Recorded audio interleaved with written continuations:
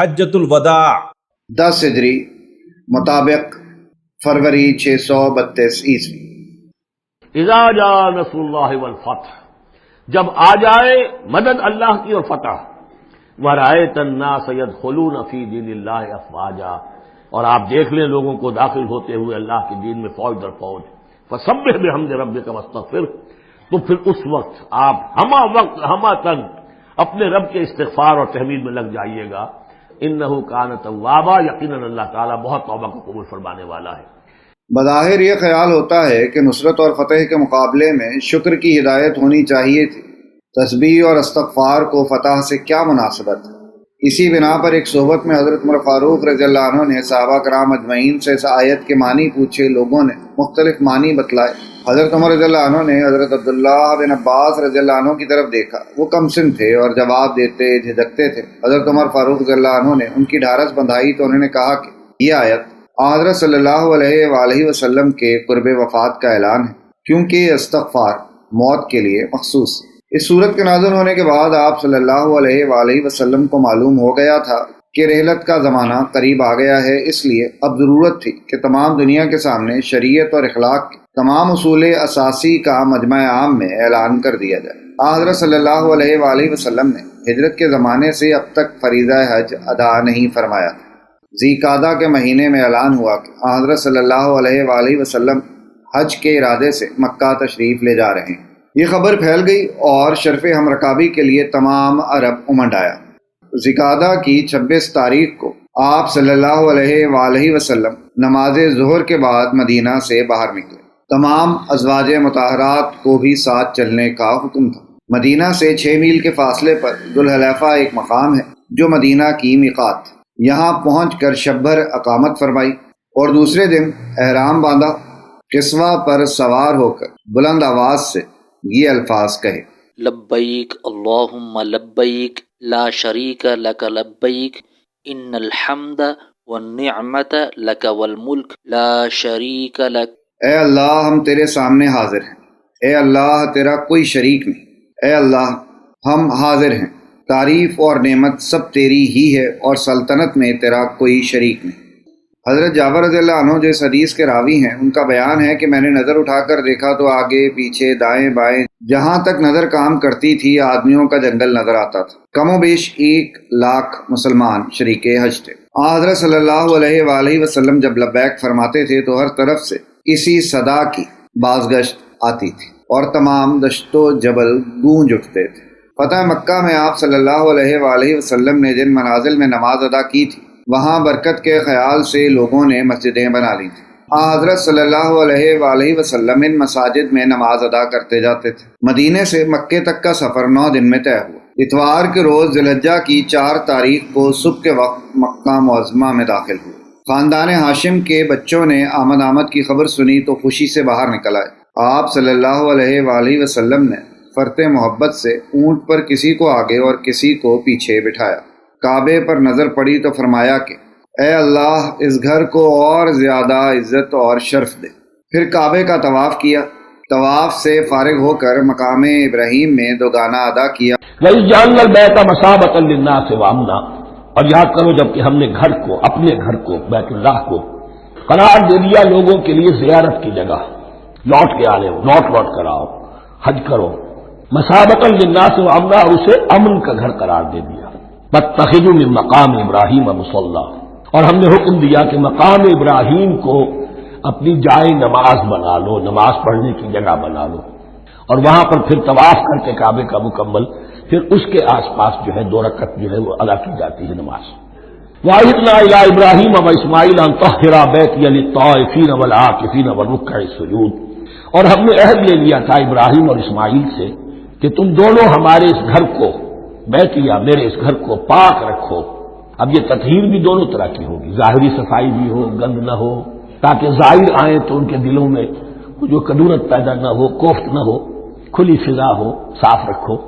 اور تطہیر باطنی، وہاں توحید کا چرچا ہو، کوئی اور کفر اور شرک جو ہے وہ نہ آنے پائے۔ ان طہرا بیتی للطائفین والعاکفین، طواف کرنے والوں کے لیے، اعتکاف کرنے والوں کے لیے، والرکع السجود، اور رکوع اور سجود کرنے والوں کے لیے۔ صفا پر پہنچے اب چونکہ اس معاملے میں بحث ہو گئی تھی خانہ کعبہ کی بھی، پھر اسی میں مقام ابراہیم کی بات آ گئی تھی، تو کچھ ذہنوں میں سوال پیدا ہوا کہ یہ جو حج کے مناسک میں صفا اور مروہ جو ہے یہ بھی تو آخر اسی کا جو ہے، تو ان کی کیا حقیقت ہے، کوئی حقیقت ہے یا نہیں؟ فرمایا ان الصفا والمروہ من شعائر اللہ، یہ بھی اللہ کے شاعر میں سے۔ شاعر کسے کہتے ہیں؟ وہ چیز جو شعور بخشے، تو وہ چیزیں کہ جن کے ساتھ اولو العزم پیغمبروں یا اولو العزم انسانوں، اولو العزم اولیاء اللہ کے کچھ حالات و واقعات کا کوئی ذہنی سلسلہ قائم ہوتا ہو، وہ گویا کہ شعور دلانے والے ہوتے ہیں، یاد دلانے والے ہوتے ہیں، اللہ تعالیٰ کی طرف ذہن کو لے جانے والے ہوتے ہیں۔ اس اعتبار سے شاعر ان الصفا والمروہ من شعائر اللہ فمن حج البیت او اعتمر فلا جناح علیہ ان یطوف بہما، تو جو کوئی بھی ہمارے گھر کا حج کرے، بیت اللہ کا حج کرے یا عمرہ کرے، اعتمر فلا جناح علیہ، تو کوئی حرج نہیں ہے اس پر، ان یطوف بہما، کہ ان دونوں کا بھی طواف کرے، وہ جو 7 چکر لگائے جاتے ہیں، ان الصفا والمروہ۔ ومن تطوع خیر، جو شخص جان بوجھ کر بھلا کام کرتا ہے، فإن اللہ شاکر علیم، تو جان لو اللہ بڑا قدردان ہے۔ اب شکر انسان کرتا ہے تو اس کے معنی کیا ہوں گے؟ احسان مند ہونا۔ وہی شکر اللہ کرتا ہے شکور، اس کے کیا معنی ہوں گے؟ قدردانی، میرے بندے نے یہ کام کیا، میرے بندے نے میرے لیے یہ محنت کی، یہ قربانی دی۔ ان اللہ شاکر علیم، اور جانتا ہے، چاہے کسی اور کو پتہ نہ چلے اسے تو معلوم ہے۔ یہاں سے کعبہ نظر آیا تو یہ الفاظ فرمائے، لا الہ الا اللہ وحدہ لا شریک لہ لہ الملک ولہ الحمد یحیی ویمیت وہو علی کل شیء قدیر لا الہ الا اللہ وحدہ انجز وعدہ نصر عبدہ وحزم الاحزاب وحدہ۔ اللہ کے سوا کوئی الہ نہیں، اس کا کوئی شریک نہیں، اس کے لیے سلطنت اور ملک اور حمد ہے، وہی مارتا ہے اور زندگی دیتا ہے، اور وہ تمام چیزوں پر قادر ہے۔ کوئی الہ نہیں مگر وہ اکیلا اللہ۔ اس نے اپنا وعدہ پورا کیا اور اپنے بندے کی مدد کی اور اکیلے تمام قبائل کو شکست دی۔ صفا سے اتر کر کوہ مروہ پر تشریف لائے اور یہاں بھی دعا کی۔ اہل عرب ایام حج میں عمرہ ناجائز سمجھتے تھے۔ صفا و مروہ کے طواف و سعی سے فارغ ہو کر آپ صلی اللہ علیہ وآلہ وسلم نے ان لوگوں کو جن کے ساتھ قربانی کے جانور نہیں تھے عمرہ تمام کر کے احرام اتارنے کا حکم دیا۔ بعض صحابہ نے گزشتہ رسوم مالوفہ کی بنا پر اس حکم کی بجا آوری میں معذرت کی۔ حضرت صلی اللہ علیہ وآلہ وسلم نے فرمایا، اگر میرے ساتھ قربانی کے اونٹ نہ ہوتے تو میں بھی ایسا ہی کرتا۔ حضرت علی رضی اللہ عنہ کچھ عرصے قبل مدینہ سے یمن بھیجے گئے تھے۔ اسی وقت وہ یمنی حاجیوں کا قافلہ لے کر مکہ میں وارد ہوئے۔ چونکہ ان کے ساتھ قربانی کے جانور تھے اس لیے انہوں نے احرام نہیں اتارا۔ جمعرات کے روز 8ویں تاریخ کو آپ صلی اللہ علیہ وآلہ وسلم نے تمام مسلمانوں کے ساتھ منی میں قیام فرمایا۔ دوسرے دن 9 ذی الحجہ کو جمعے کے روز صبح کی نماز پڑھ کر منی سے روانہ ہوئے۔ قریش کا معمول تھا کہ جب مکہ سے حج کے لیے نکلتے تھے تو عرفات کے بجائے مزدلفہ میں قیام کرتے تھے جو حرم کی حدود میں تھا۔ ان کا خیال تھا کہ قریش نے اگر حرم کے سوا کسی اور مقام پر مناسک حج ادا کیے تو ان کی شان میں فرق آ جائے گا، لیکن اسلام کو جو مساوات عام قائم کرنی تھی اس کے لحاظ سے یہ تخصیص روا نہیں رکھی جا سکتی تھی، اس لیے اللہ سبحانہ وتعالیٰ نے حکم دیا، ثم افیضوا من حیث افاض الناس، پھر پلٹو وہیں سے جہاں سے کہ سب لوگ پلٹتے ہیں۔ واستغفر اللہ، اللہ سے استغفار کرتے رہو، ان اللہ غفور رحیم، یقینا اللہ بخشنے والا رحم فرمانے والا ہے۔ اور آپ صلی اللہ علیہ وآلہ وسلم بھی عام مسلمانوں کے ساتھ عرفات میں آئے۔ آپ صلی اللہ علیہ وآلہ وسلم نے فرمایا کہ قفوا علی مشاعرکم فإنکم علی ارث من ارث ابیکم ابراہیم، اپنے مقدس مقامات میں ٹھہرے رہو کہ تم اپنے باپ ابراہیم کی وراثت، یعنی عرفہ میں حاجیوں کا قیام حضرت ابراہیم علیہ السلام کی یادگار ہے اور انہی نے اس مقام کو اس غرض خاص کے لیے متعین کیا ہے۔ عرفات میں ایک مقام نمرہ ہے، یہاں آپ صلی اللہ علیہ وآلہ وسلم نے ایک کمبل کے خیمے میں قیام فرمایا۔ دوپہر ڈھل گئی تو ناقہ جس کا نام قصوہ تھا اس پر سوار ہو کر میدان میں آئے اور ناقہ کے اوپر ہی سے خطبہ پڑھا۔ یہ ایک طویل خطبہ تھا، ہر ایک شخص کو جو فقرہ یاد رہ گیا اس نے اس کی روایت کر دی۔ اس بنا پر مختلف ماخذوں سے ان ٹکڑوں کو جمع کر لیا گیا ہے اور اس کے جا بجا حوالے دیے گئے۔ بعض روایتوں میں بعض باتیں مشترک اور بعض باتیں الگ ہیں۔ روایتوں میں ایک اور اختلاف ہے۔ حضرت جابر رضی اللہ عنہ اپنی روایت میں اور ایک روایت میں حضرت ابن عباس رضی اللہ عنہ خطبے کا دن یوم عرفہ یعنی 9 ذی الحجہ، اور حضرت ابوبکر صدیق رضی اللہ عنہ اور حضرت ابن عباس رضی اللہ عنہ دوسری روایتوں میں یوم النحر یعنی 10 ذی الحجہ بتاتے ہیں۔ بعض روایتیں ایام التشریق کے خطبے کی ہیں۔ ابن اسحاق نے اس کو مسلسل خطبے کے طور پر نقل کیا ہے۔ ابن ماجہ، ترمذی اور مسند احمد میں خطبہ حجۃ الوداع کے چند فقرے منقول ہیں، جن میں یہ تصریح نہیں کہ کس تاریخ کے خطبے میں آپ صلی اللہ علیہ وآلہ وسلم نے یہ فرمایا۔ بہرحال صحائح ستہ اور دوسری کتابوں کی تمام روایات کو یکجا کرنے سے یہ ثابت ہوتا ہے کہ آپ صلی اللہ علیہ وآلہ وسلم نے ایام حج میں 3 دفعہ خطبہ دیا، 9 ذی الحجہ، یوم عرفہ کو، 10 ذی الحجہ، اور تیسرا خطبہ ایام التشریق میں 11 یا 12 ذی الحجہ کو۔ ان خطبوں میں اصولی طور پر بعض باتیں مشترک ہیں اور بعض مختصر مقام ہیں۔ یہ بہت ممکن ہے، جیسا کہ بعض محدثین نے تشریح کی ہے، کہ چونکہ مجمع بہت بڑا تھا اور آپ صلی اللہ علیہ وآلہ وسلم جو پیغام اپنی امت کو پہنچانا چاہتے تھے وہ نہایت اہم تھا، اس لیے آپ صلی اللہ علیہ وآلہ وسلم نے اپنی تقریر کے بعض فقرے مکرر اعادہ فرمائے۔ آپ صلی اللہ علیہ وآلہ وسلم نے فرمایا کہ الا کل شیء من امر الجاہلیت تحت قدمی موضوع۔ ہاں، جاہلیت کے تمام دستور میرے دونوں پاؤں کے نیچے۔ تکمیل انسانی کی منزل میں سب سے بڑا سنگ راہ امتیاز مراتب تھا، جو دنیا کی تمام قوموں نے، تمام مذاہب نے، تمام ممالک نے مختلف صورتوں میں قائم کر رکھا تھا۔ سلاطین سایہ یزدانی تھے، جن کے آگے کسی کو چون و چنا کی مجال نہ تھی۔ ائمہ مذہب کے ساتھ کوئی شخص مسائل مذہبی میں گفتگو کا مجاز نہ تھا۔ شرفا رذیلوں سے ایک بالاتر مخلوق تھی، غلام آقا کے ہمسر نہیں ہو سکتے تھے۔ آج یہ تمام فرقے، یہ تمام امتیازات، یہ تمام حد بندیاں دفتن ٹوٹ گئیں۔ آپ صلی اللہ علیہ وآلہ وسلم نے فرمایا کہ ایھا الناس الا ان ربکم واحد وان اباکم واحد الا لا فضل لعربی علی عجمی ولا لعجمی علی عربی ولا لأحمر علی اسود ولا لأسود علی احمر الا بالتقوی۔ لوگو، بے شک تمہارا رب ایک اور بے شک تمہارا باپ ایک۔ ہاں، عربی کو عجمی پر، عجمی کو عربی پر، سرخ کو سیاہ پر اور سیاہ کو سرخ پر کوئی فضیلت نہیں مگر تقوی کے سبب سے۔ آپ صلی اللہ علیہ وآلہ وسلم نے فرمایا کہ ان کل مسلم اخو المسلم وان المسلمین اخوہ۔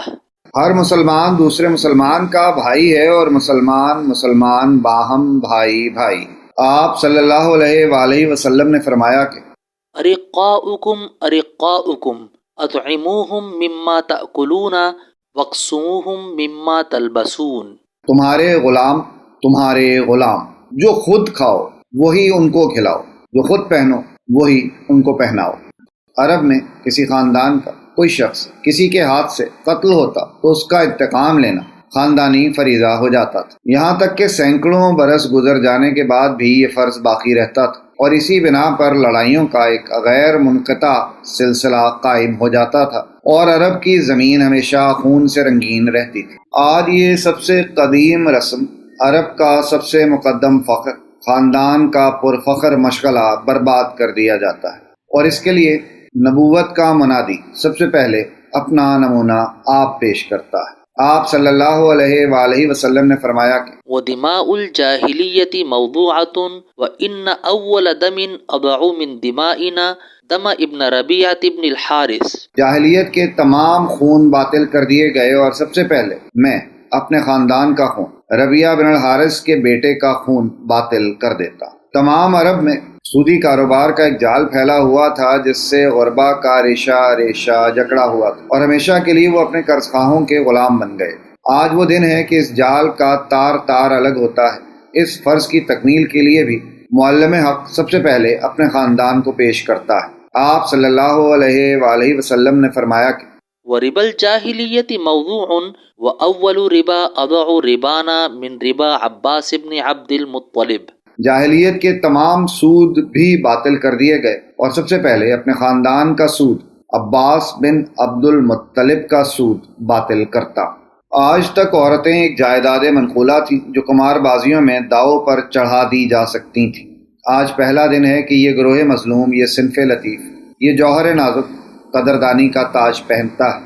آپ صلی اللہ علیہ وآلہ وسلم نے فرمایا کہ فاتقوا اللہ فی النساء، عورتوں کے معاملے میں اللہ سے ڈرو، اور فرمایا کہ ان لکم علی نسائکم حقا ولہن علیکم حقا، تمہارا عورتوں پر اور عورتوں کا تم پر حق ہے۔ عرب میں جان و مال کی کچھ قیمت نہ تھی، جو شخص چاہتا تھا قتل کر دیتا تھا اور جس کا مال چاہتا تھا چھین لیتا تھا۔ آج امن و سلامتی کا بادشاہ تمام دنیا کو صلح کا پیغام سناتا ہے۔ حضرت صلی اللہ علیہ وآلہ وسلم نے فرمایا کہ ان دماءکم و اموالکم علیکم حرام کحرمت یومکم ھذا فی شہرکم ھذا فی بلدکم ھذا الی یوم تلقون ربکم، تمہارا خون اور تمہارا مال تا قیامت اسی طرح حرام ہے جس طرح یہ دن اس مہینے میں اور اس شہر میں حرام۔ اسلام سے پہلے بڑے بڑے مذاہب دنیا میں پیدا ہوئے، لیکن ان کی بنیاد خود صاحب شریعت کے تحریری اصول پر نہ تھی۔ ان کو خدا کی طرف سے جو ہدایتیں ملتی تھیں، بندوں کی حوث پرستیوں نے ان کی حقیقت گم کر دی تھی۔ ابدی مذہب کا پیغمبر اپنی زندگی کے بعد ہدایات ربانی کا مجموعہ خود اپنے ہاتھ سے اپنی امت کو سپرد کرتا ہے اور تاکید کرتا ہے کہ وَإِنِّي قَدْ تَرَكْتُ فِيكُمْ مَا لَن تَضِلُّوا بَعْدَهُ إِنِ اعْتَصَمْتُمْ بِهِ كِتَابُ اللَّهِ، میں تم میں ایک چیز چھوڑتا ہوں، اگر تم نے اس کو مضبوط پکڑ لیا تو گمراہ نہ ہوگے۔ وہ چیز کیا ہے؟ کتاب اللہ۔ اس کے بعد آپ صلی اللہ علیہ وآلہ وسلم نے چند اصولی احکام کا اعلان فرمایا۔ ان اللہ عز وجل قد اعطى كل ذی حق حقه فلا وصیۃ لوارث، اللہ نے ہر حقدار کو عذرو وراثت اس کا حق دے دیا، اب کسی کو وارث کے حق میں وصیت جائز نہیں۔ الا لا يحل لامرأة ان تعطي من مال زوجها شيئا الا باذنه، الدین مقضا والعاریۃ مؤدات والمخۃ مردودۃ والزعیم غارم۔ ہاں، عورت کو اپنے شوہر کے مال میں سے اس کی اجازت کے بغیر کچھ جائز نہیں۔ قرض ادا کیا جائے، عاریت واپس کی جائے، عطیہ لوٹایا جائے، ضامن تاوان کا ذمہ دار ہے۔ یہ فرما کر آپ صلی اللہ علیہ وآلہ وسلم نے مجمع عام کی طرف خطاب کیا۔ انتم مسئولون عنی فما انتم قائلون، تم سے اللہ کے ہاں میری نسبت پوچھا جائے گا، تم کیا جواب دو؟ صحابہ کرام نے عرض کی، ہم کہیں گے کہ آپ نے اللہ کا پیغام پہنچا دیا اور اپنا فرض ادا کر دیا۔ آپ صلی اللہ علیہ وآلہ وسلم نے آسمان کی طرف انگلی اٹھائی اور 3 بار فرمایا کہ اللہم اشہد، اے اللہ تو گواہ رہنا۔ عین اس وقت جب آپ صلی اللہ علیہ وآلہ وسلم یہ فرض نبوت ادا کر رہے تھے، یہ آیت اتری۔ الیوم اکملت لکم دینکم، آج کے دن میں نے تمہارے لیے تمہارے دین کی تکمیل فرما دی ہے۔ واتممت علیکم نعمتی، اور تم پر اتمام فرما دیا ہے اپنی نعمت کا۔ ورضیت لکم الاسلام دینا، اور تمہارے لیے میں نے پسند کر لیا ہے ہمیشہ ہمیش کے لیے میرے ہاں پسندیدہ اور مقبول دین صرف اسلام ہے۔ خطبے سے فارغ ہو کر آپ صلی اللہ علیہ وآلہ وسلم نے حضرت بلال رضی اللہ عنہ کو اذان کا حکم دیا اور ظہر اور عصر کی نماز ایک ساتھ ادا کی۔ پھر ناقہ پر سوار ہو کر موقف تشریف لائے اور وہاں کھڑے ہو کر دیر تک قبلہ رو دعا میں مصروف رہے۔ جب آفتاب ڈوبنے لگا تو آپ صلی اللہ علیہ وآلہ وسلم نے وہاں سے چلنے کی تیاری کی۔ حضرت اسامہ بن زید رضی اللہ عنہ کو اونٹ پر پیچھے بٹھا لیا۔ آپ صلی اللہ علیہ وآلہ وسلم ناکہ کی زمام کھینچے ہوئے تھے، یہاں تک کہ اس کی گردن کجاوے میں آ کر لگتی تھی۔ لوگوں کے ہجوم سے ایک اضطراب سا پیدا ہو گیا تھا۔ لوگوں کو دست راست سے، اور بخاری میں ہے کہ کوڑا سے آپ صلی اللہ علیہ وآلہ وسلم اشارہ کرتے جاتے تھے کہ آہستہ آہستہ، اور زبان مبارک سے ارشاد فرما رہے تھے کہ السکینۃ یا ایھا الناس، السکینۃ یا ایھا الناس، لوگوں سکون کے ساتھ، لوگوں سکون کے ساتھ۔ اثناء راہ میں اسامہ رضی اللہ عنہ نے کہا، یا رسول اللہ صلی اللہ علیہ وآلہ وسلم، نماز کا وقت تنگ ہو رہا ہے۔ فرمایا نماز کا موقع آگے آتا ہے۔ تھوڑی دیر بعد آپ صلی اللہ علیہ وآلہ وسلم تمام قافلہ کے ساتھ مزدلفہ پہنچے۔ یہاں پہلے مغرب کی نماز پڑھی، اس کے بعد لوگوں نے اپنے اپنے پڑاؤ پر جا کر سواریوں کو بٹھایا۔ ابھی سامان کھولنے بھی نہ پائے تھے کہ فوراً ہی عشاء کی تکبیر ہوئی۔ نماز سے فارغ ہو کر آپ صلی اللہ علیہ وآلہ وسلم لیٹ گئے اور صبح تک آرام فرمایا۔ بیچ میں روزانہ دستور کے خلاف عبادت شبانہ کے لیے بیدار نہ ہوئے۔ محدثین نے لکھا ہے کہ یہی ایک شب ہے جس میں آپ صلی اللہ علیہ وآلہ وسلم نے نماز تہجد ادا نہیں فرمائی۔ صبح سویرے اٹھ کر باجماعت فجر کی نماز پڑھی۔ کفار قریش مزدلفہ سے اس وقت کوچ کرتے تھے جب آفتاب پورا نکل آتا تھا اور آس پاس کے پہاڑوں کی چوٹیوں پر دھوپ چمکنے لگتی تھی۔ حضرت صلی اللہ علیہ وآلہ وسلم نے اس رسم کے خلاف سورج نکلنے سے پہلے یہاں سے کوچ فرمایا۔ یہ ذی الحجہ کی 10ویں تاریخ تھی۔ فضل رضی اللہ عنہ بن عباس آپ صلی اللہ علیہ وآلہ وسلم کے برادر امزاد ناقہ پر ساتھ تھے۔ اہل حاجت دائیں بائیں حج کے مسائل دریافت کرنے کے لیے آ رہے تھے۔ آپ صلی اللہ علیہ وآلہ وسلم جواب دیتے تھے اور ساتھ ساتھ مناسک حج کی تعلیم دیتے جاتے تھے۔ وادی کے راستے سے آپ صلی اللہ علیہ وآلہ وسلم جمرہ کے پاس آئے۔ ابن عباس رضی اللہ عنہ سے جو اس وقت کمسن تھے فرمایا مجھے کنکریاں چن کر دو۔ آپ صلی اللہ علیہ وآلہ وسلم نے کنکریاں پھینکیں اور لوگوں کو خطاب کر کے ارشاد فرمایا ایاکم والغلو فی الدین فانما ہلک قبلکم الغلو فی الدین۔ مذہب میں غلو اور مبالغے سے بچو کیونکہ تم سے پہلی قومیں اسی سے برباد ہوئیں۔ اسی اثنا میں آپ صلی اللہ علیہ وآلہ وسلم نے یہ بھی فرمایا لتأخذوا مناسککم فانی لا ادری لعلی لا احج بعد حجتی ھذا۔ حج کے مسائل سیکھ لو، میں نہیں جانتا، شاید کہ اس کے بعد مجھے دوسرے حج کی نوبت نہ آئے۔ یہاں سے فارغ ہو کر مینا کے میدان میں تشریف لائے اور داہنے بائیں آگے پیچھے تقریباً 1,00,000 مسلمانوں کا مجمع تھا۔ حضرت صلی اللہ علیہ وآلہ وسلم ناقہ پر سوار تھے۔ حضرت بلال رضی اللہ عنہ کے ہاتھ میں ناقہ کی مہار تھی۔ حضرت اسامہ رضی اللہ عنہ بن زید پیچھے پیچھے کپڑا تان کر سایہ کیے ہوئے تھے۔ آپ صلی اللہ علیہ وآلہ وسلم نے نظر اٹھا کر اس عظیم الشان مجمع کی طرف دیکھا تو فرائض نبوت کے 23 سالہ نتائج نگاہوں کے سامنے تھے۔ زمین سے آسمان تک قبول و اعتراف حق کا نور دو فشاں تھا۔ دیوان قضا میں انبیاء سابقین کے فرائض اور تبلیغ کے کارناموں پر ختم رسالت کی مہر ثبت ہو رہی تھی اور دنیا اپنی تخلیق کے لاکھوں برس کے بعد دین فطرت کی تکمیل کا مژدہ کائنات کے ذرے ذرے کی زبان سے سن رہی تھی۔ اب ایک نئی شریعت، ایک نئے نظام اور نئے عالم کا آغاز تھا۔ اس بنا پر آپ صلی اللہ علیہ وآلہ وسلم نے ارشاد فرمایا کہ ان الزمان قد استدار کہیئت یوم خلق اللہ السماوات والارض۔ ابتدا میں اللہ نے جب آسمان و زمین کو پیدا کیا، زمانہ پھر پھرا کے آج پھر اسی نقطے پر آ گیا۔ ابراہیم خلیل کے طریقے عبادت یعنی حج کا موسم اپنی جگہ سے ہٹ گیا تھا۔ اس کا سبب یہ ہے کہ اس زمانے میں کسی قسم کی خون ریزی جائز نہیں تھی، اس لیے عربوں کے خون آشام جذبات ہیلہ جنگ کے لیے اس کو کبھی گھٹا کبھی بڑھا دیتے تھے۔ آج وہ دن آیا کہ اس اجتماع عظیم کے اشر حرم کی تعین کر دی جائے۔ آپ صلی اللہ علیہ وآلہ وسلم نے فرمایا کہ السنۃ 12 شہرا منها 4 حرم 3 متوالیات ذو القعدہ وذو الحجہ ومحرم ورجب شہر مضر الذی بین جمادہ وشعبان۔ سال کے 12 مہینے ہیں جن میں 4 مہینے قابل احترام ہیں، 3 تو متواتر مہینے ہیں، ذی القعدہ، ذی الحجہ اور محرم، اور چوتھا رجب کا مہینہ جو جمادی الثانی اور شعبان کے بیچ میں ہے۔ دنیا میں عدل و انصاف اور جور و ستم کا محور صرف 3 چیزیں ہیں: جان، مال اور آبرو۔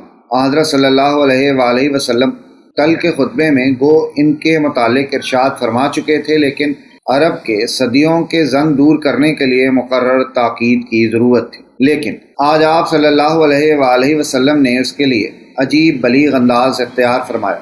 لوگوں سے مخاطب ہو کر پوچھا، کچھ معلوم ہے آج کون سا دن ہے؟ لوگوں نے عرض کیا کہ اللہ اور اس کے رسول کو زیادہ علم ہے۔ آپ صلی اللہ علیہ وآلہ وسلم دیر تک چپ رہے۔ لوگ سمجھے کہ آپ صلی اللہ علیہ وآلہ وسلم شاید اس دن کا کوئی اور نام رکھیں گے۔ دیر تک سکوت کر کے فرمایا کہ کیا آج قربانی کا دن نہیں ہے؟ لوگوں نے کہا ہاں بے شک ہے۔ پھر ارشاد ہوا کہ یہ کون سا مہینہ ہے؟ لوگوں نے پھر اسی طریقے سے جواب دیا۔ آپ صلی اللہ علیہ وآلہ وسلم نے پھر دیر تک سکوت کیا اور فرمایا کہ کیا یہ ذی الحجہ کا مہینہ نہیں ہے؟ لوگوں نے کہا ہاں بے شک ہے۔ پھر پوچھا یہ کون سا شہر ہے؟ لوگوں نے بدستور جواب دیا۔ آپ صلی اللہ علیہ وآلہ وسلم نے اسی طرح دیر تک سکوت کے بعد فرمایا کیا یہ بلدۃ الحرام نہیں ہے؟ لوگوں نے عرض کی ہاں بے شک ہے۔ جب سامعین کے دل میں یہ خیال پوری طرح جاگزی ہو چکا کہ آج کا دن بھی، مہینہ بھی اور خود شہر بھی محترم ہے، یعنی اس دن میں اس مقام میں جنگ اور خون ریزی جائز نہیں، تب فرمایا فإن دماءكم وأموالكم وأعراضكم عليكم حرام كحرمة يومكم هذا في شهركم هذا في بلدكم هذا۔ تو تمہارا خون، تمہارا مال اور تمہاری آبرو تا قیامت اسی طرح محترم ہے جس طرح یہ دن اس مہینے میں اور اس شہر میں محترم ہے۔ قوموں کی بربادی ہمیشہ آپس کے جنگ و جدال اور باہمی خون ریزیوں کا نتیجہ رہی ہے۔ وہ پیغمبر جو ایک لازوال قومیت کا بانی بن کر آیا تھا، اس نے اپنے پیرووں سے بآواز بلند کہا الا لا ترجعوا بعدی ضلالا یضرب بعضکم رقاب بعض وستلقون ربکم فیسألکم عن اعمالکم۔ ہاں میرے بعد گمراہ نہ ہو جانا کہ خود ایک دوسرے کی گردن مارنے لگو، تم کو اللہ کے سامنے حاضر ہونا پڑے گا اور وہ تم سے تمہارے اعمال کی باز پرس کرے گا۔ ظلم و ستم کا ایک عالمگیر پہلو یہ تھا کہ اگر خاندان میں کسی ایک شخص سے کوئی گناہ سرزد ہوتا تو اس خاندان کا ہر شخص اس جرم کا قانونی مجرم سمجھا جاتا تھا، اور اکثر اصلی مجرم کے روپوش یا فرار ہو جانے کی صورت میں بادشاہ کا اس خاندان میں جس پر قابو چلتا تھا اس کو سزا دیتا تھا۔ باپ کے جرم میں بیٹے کو سولی دی جاتی تھی اور بیٹے کے جرم کا خمیازہ باپ کو اٹھانا پڑتا تھا۔ یہ سخت ظالمانہ قانون تھا جو مدت سے دنیا میں حکمران تھا، اگرچہ قرآن مجید نے اس ظلم کی ہمیشہ کے لیے بیچ کنی کر دی تھی۔ اللہ تزر وازرۃ وزر اخری، کہ نہیں اٹھائے گی کوئی جان کسی دوسری جان کے بوجھ کو۔ ہر شخص کو اپنی رسپانسبلٹی، خود اپنی اکاؤنٹیبلٹی کو فیس کرنا ہوگا، خود جوابدہی کرنی ہوگی۔ جیسے کہ ہم پڑھ چکے ہیں سورہ مریم میں، وَكُلُّهُمْ آتِيهِ يَوْمَ الْقِيَامَةِ فَرْدًا، ہر شخص اللہ کی عدالت میں آئے گا قیامت کے دن اکیلا۔ نہ باپ ساتھ ہوگا، نہ ماں ساتھ ہوگی، نہ جورو ساتھ ہوگی، نہ بیٹے ساتھ ہوں گے، نہ بیٹیاں ساتھ ہوں گی، کوئی ساتھ، کوئی بھائی ساتھ ہوگا، یا عورت ہے تو نہ شوہر ساتھ ہوگا، اسے اپنا جواب خود دینا ہے۔ لیکن اس وقت جب دنیا کا آخری پیغمبر ایک نیا نظام سیاست ترتیب دے رہا تھا، اس اصول کو فراموش نہیں کر سکتا تھا۔ آپ صلی اللہ علیہ وآلہ وسلم نے فرمایا کہ الا لا یجنی جان الا علی نفسہ الا لا یجنی جان علی ولدہ ولا مولود علی والدہ۔ ہاں مجرم اپنے جرم کا آپ ذمہ دار ہے، ہاں باپ کے جرم کا ذمہ دار بیٹا نہیں، اور بیٹے کے جرم کا جواب دہ باپ نہیں۔ عرب کی بدامنی اور نظام ملک کی بے ترتیبی کا ایک بڑا سبب یہ تھا کہ ہر شخص اپنی خداوندی کا آپ مدعی تھا اور دوسرے کی ماتحتی اور فرما برداری کو اپنے لیے عار جانتا تھا۔ آپ صلی اللہ علیہ وآلہ وسلم نے فرمایا کہ ان امر علیکم عبد مجدع اسود یقودکم بکتاب اللہ فاسمعوا له واطیعوا۔ اگر کوئی حبشی غلام بھی تمہارا امیر ہو اور وہ تم کو اللہ کی کتاب کے مطابق لے کر چلے تو اس کی اطاعت اور فرما برداری کرو۔ ریگستان عرب کا ذرہ ذرہ اس وقت اسلام کے نور سے منور ہو چکا تھا اور خانہ کعبہ ہمیشہ کے لیے ملت ابراہیمی کا مرکز بن چکا تھا، اور فتنہ پردازانہ قوتیں پامال ہو چکی تھیں۔ اس بنا پر آپ صلی اللہ علیہ وآلہ وسلم نے ارشاد فرمایا الا ان الشیطان قد ایس ان یعبد فی بلدکم ھذا ابدا ولکن ستکون له طاعۃ فیما تحقرون من اعمالکم فیرضی بہ۔ ہاں شیطان اس بات سے مایوس ہو چکا کہ اب تمہارے اس شہر میں اس کی پرستش قیامت تک نہ کی جائے گی، لیکن البتہ چھوٹی چھوٹی باتوں میں اس کی پیروی کرو گے اور وہ اس پر خوش ہوگا۔ سب سے آخر میں آپ صلی اللہ علیہ وآلہ وسلم نے اسلام کے فرائض اولین یاد دلائے۔ اعبدوا ربکم فصلوا خمسکم وصوموا شہرکم واطیعوا اذا آمرکم تدخلوا جنت ربکم۔ اپنے پروردگار کی عبادت کرو، پانچوں وقت کی نماز پڑھو، مہینہ کے روزے رکھو اور میرے احکام کی اطاعت کرو، اللہ کی جنت میں داخل ہو جاؤ۔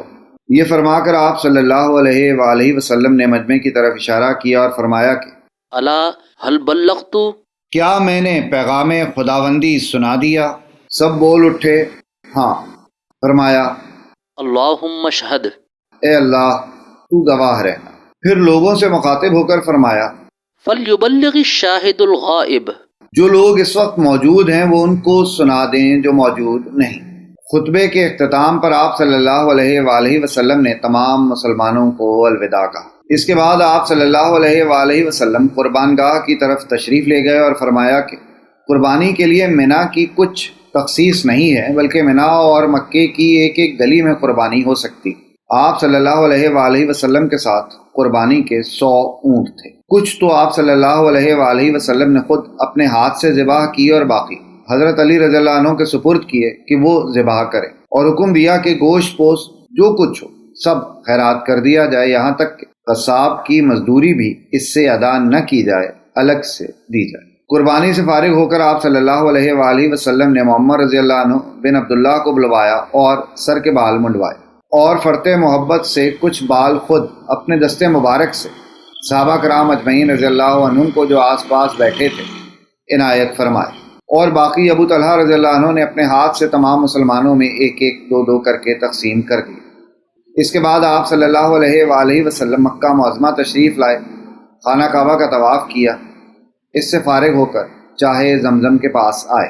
چاہے زمزم سے حاجیوں کو پانی پلانے کی خدمت خاندان عبد المطلب سے متعلق تھی، چنانچہ اس وقت اسی خاندان کے لوگ پانی نکال نکال کر لوگوں کو پلا رہے تھے۔ آپ صلی اللہ علیہ وآلہ وسلم نے فرمایا یا بنی عبد المطلب، اگر مجھ کو یہ خوف نہ ہوتا کہ مجھ کو ایسا کرتے دیکھ کر اور لوگ بھی تمہارے ہاتھ سے ڈول چھین کر خود اپنے ہاتھ سے پانی نکال کر پئیں گے تو میں خود اپنے ہاتھ سے پانی نکال کر پیتا۔ حضرت عباس رضی اللہ عنہ نے ڈول میں پانی نکال کر پیش کیا۔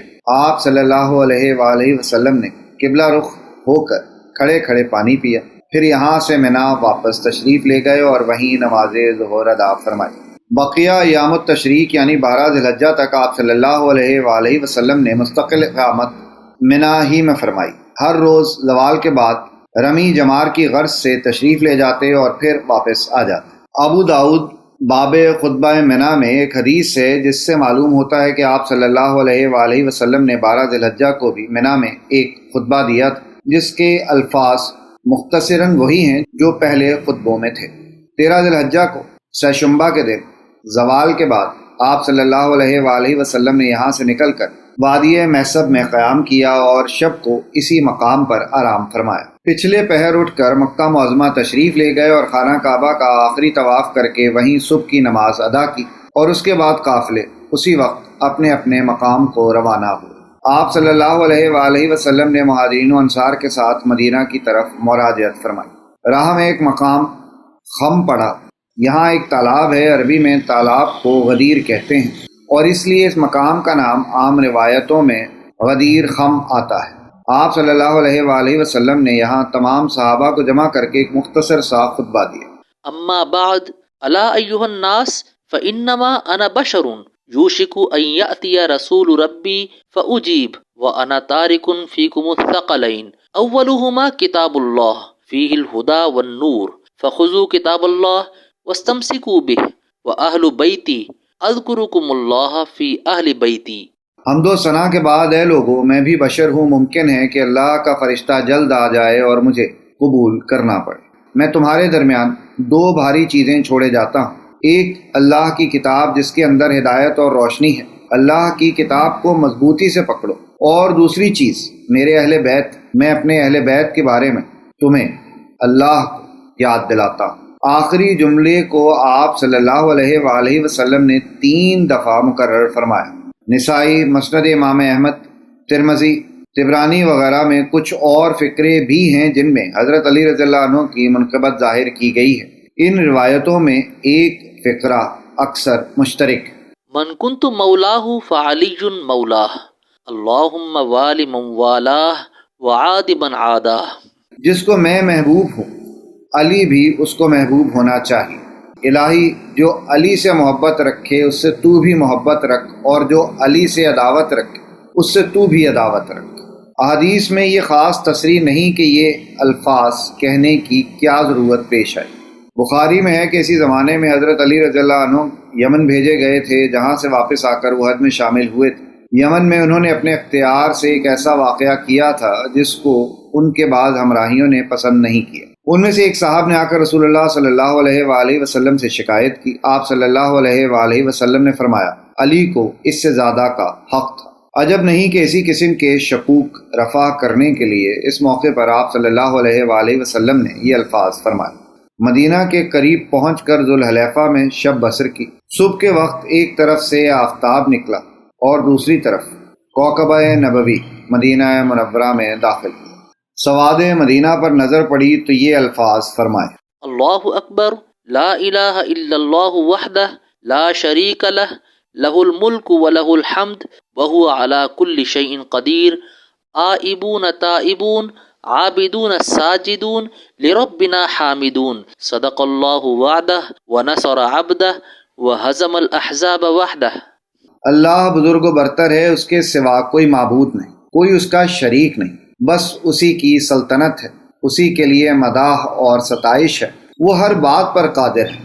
لوٹے آ رہے ہیں توبہ کرتے ہوئے، فرما بردارانہ، زمین پر پیشانی رکھ کر، اپنے پروردگار کی مداح و ستائش میں مصروف ہو کر۔